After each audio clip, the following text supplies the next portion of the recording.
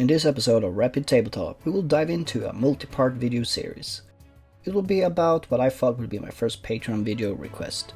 But due to some final votes coming in late, another request won.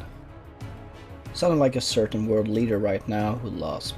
Perhaps I should call those last votes invalid as well. In this first part I will go through how I built living quarters on the top 2 floors. Yeah, it's weird starting from the top floors and working downwards, but that's how I went by this tile this time around. We will cover parts used and how to kit bash various parts together, so stay tuned.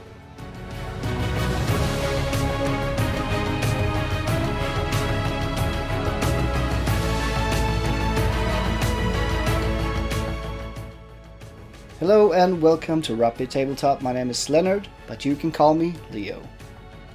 Building a settlement tile.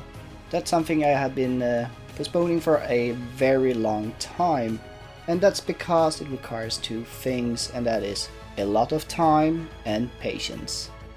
And patience is something I really lack. But my patrons, they did make a vote what kind of video I was going to make, and there were 2 top videos on that list, and one of them was to make a settlement tile here. So I went ahead and made a video about building a settlement tile. This will be a 3-part video series, I think. Not really sure yet, we'll see what it ends up in. In the first one here now, I will be going through how to build one of the sections here on the settlement tile. So in this instance I actually decided to start from the top and working my way down to the bottom. And I did this because I wanted to ease my way into building a settlement terrain, because I'm not really used to it. Building these settlements out of containers, it requires a lot of kit bashing and looking for parts. So I start from the top where I had made a plan for something more simple.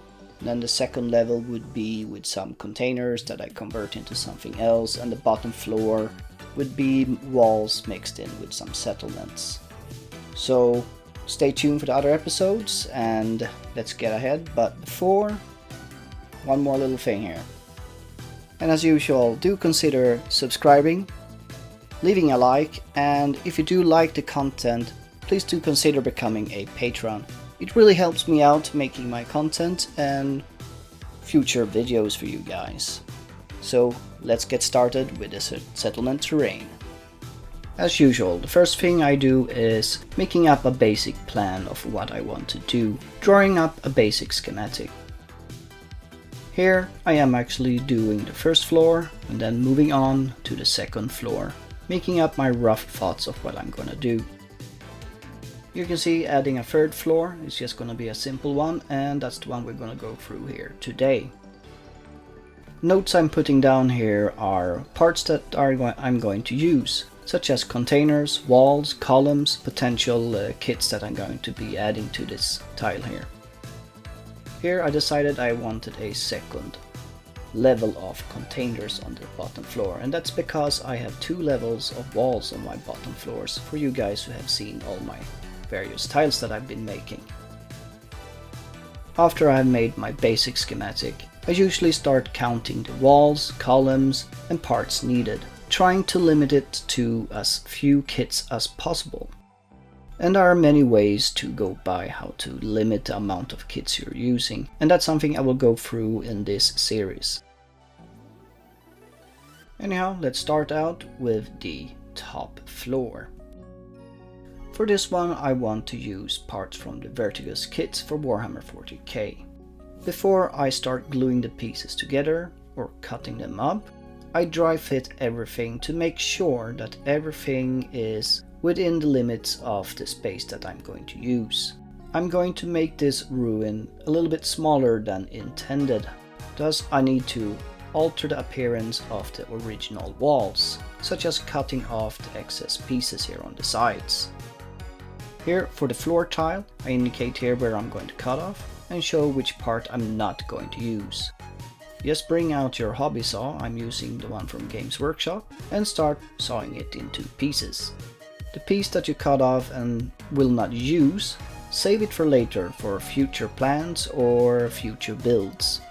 If you do use a hobby saw, the edge is usually very clean, but use your mold line remover to really make it smooth.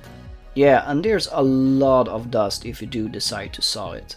So seeing all the dust that collected on the table, all over the place here, I decided to pick up a small vacuum cleaner. I mean, seriously, it's a lot of dust, and I really strongly recommend, if you're gonna do this for a whole terrain project, do invest in a small handheld vacuum cleaner, because it really saved a lot of after work and cleaning the floor, and it gets all over the place. So just find one of these, they're quite cheap. So after our vacuuming adventures, we move on to adjusting the walls. These are easy to build ruin sections, so I do cut off these little clip-ons or whatever they are, so the walls can be added together in the way that I want it. Using the Games Workshop cutter here to just adjust the wall so it will fit nicely and perfectly later on when I add the two odd walls together. And of course, use your mold line remover to clean it up and make it nice and smooth. And here it comes again, the vacuum cleaner. As you can see, there's a lot of these click-ons or whatever it is. Cut them off so you can really make the adjustments that you need for your building process. And here I'm struggling a little bit. It's because I don't want to damage the peller here. So I really take it very carefully and cutting small cuts, moving piece by piece so I do not damage the peller at all. So just take your time here, no need to rush. I actually need to tell myself that. And here we go, we're checking if the pieces will fit together. And of course, with some minor adjustments, our trusty mold line remover comes to the rescue. As you can see, the mold line remover can actually cut off rather large pieces if needed. And I do like it because you will not hurt yourself when you're using this tool. Next up is going to be cutting off the second floor of this ruin, because I do not need it for this build. Just cross-checking where I need to make my cut, and then using the hobby saw. Look at all that dust. Guess what I'm gonna do after this? This little piece is a nice little ruin section. Save it for later or something else. And use your mold line remover to clean the edges and some minor details. And here I actually used a knife for the first time.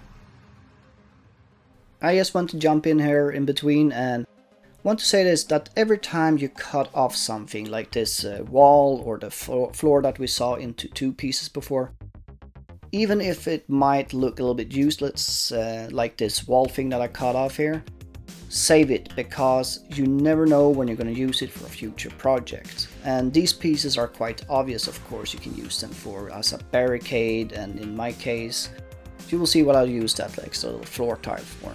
So just do not throw away any pieces with some details. That's my general advice here. So we're all done, moving on to gluing the walls together. Here I find it very useful to use these cutting boards. And that's because they usually have these guidelines, 90-degree angles, 30 degrees, 45 degrees, and they're very useful to have. If you're building terrain, I do recommend you getting one of these, so you can get these nice perfect 90-degree angles when you're building your walls. Adding the floor, and look, fits perfectly because of the cutting board guidelines. Here I'm using a Sector Mechanicus floor tile. It just happened that this piece actually fit perfectly for this little ruined building that I built. And this is why I loved using plastic glue. If something wouldn't really fit perfectly or nicely, or I need to make some small adjustments, with plastic glue this is possible. I can make small minor adjustments for the walls to fit onto the floor exactly where it needs to connect. And here we have another part from the Sector Mechanicus, some support beams. Here I find use for that piece that we cut off. I didn't notice or think about that the door would just be hanging mid-air, so this little piece came in handy. These Warhammer 40k ruin walls, they have a lot of details. And it makes my job very easy in the later stages. I don't need to add that much details. Time for some railings. I cut off some of the supports just to make them fit onto this verticus terrain. For this next railing there was a pipe in the way, so I had to cut off pretty much all of the support here. But no issues, there are still enough contact points for it to sit securely and firmly. And it added a very nice effect here. And now I'm pretty much done with this one for now, because I will save the last details for last when I have seen the whole piece together. Here I'm trying to assemble and see what the future tile would look like, using these containers to symbolize the future settlement houses. This is something I do quite often to make my plans work, and checking that there's enough space for miniatures to walk. It's kind of hard to see what I'm trying to make here, so here is what the end result looked like, and a small teaser of what to come. 2 container settlements and 1 built off old Warhammer 40k ruins. And this one here is something that's been in my bits box for perhaps around 10 months, and I will talk a little bit more about this one later on because I have no video of building this one. And that's it for part 1 of this video series. I've decided to make these videos a little bit shorter because I want to be able to put out at least 1 video a week if possible. Well, that's it for this first episode, and I do hope you liked it. And if you do, please do consider becoming a Patreon. It really helps me out, and you can help me decide what to make for videos in the future. So stay tuned for the next episode, and I'll see you in the next one.